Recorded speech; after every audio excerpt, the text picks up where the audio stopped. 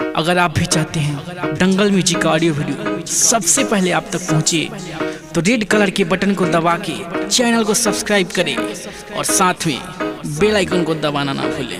दंगल music presents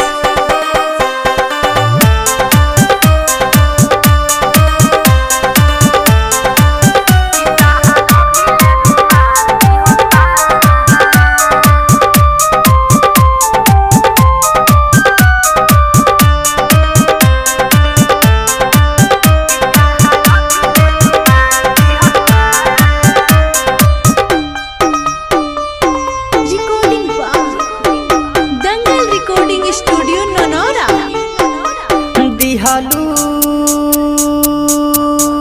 धोखा प्यार में,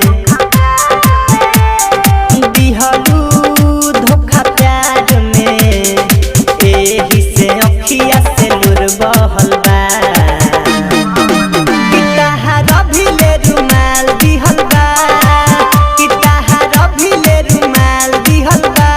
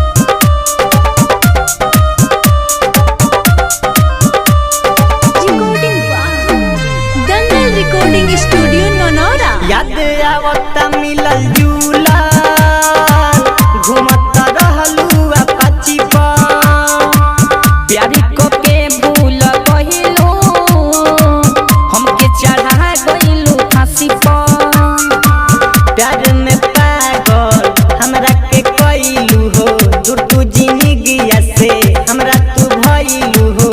नैया लगा के धानी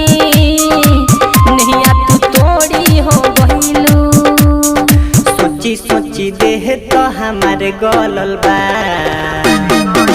किताहर भिले रुमाल दिहल बा, हो ताहर भिले रुमाल दिहल बा, किताहर भिले रुमाल दिहल बा,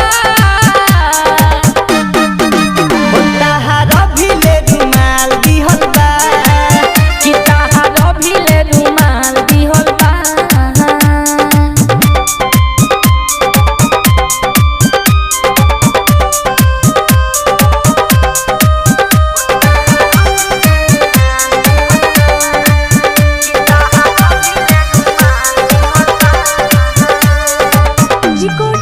Dangal recording studio Nanaura I love you कह के दिया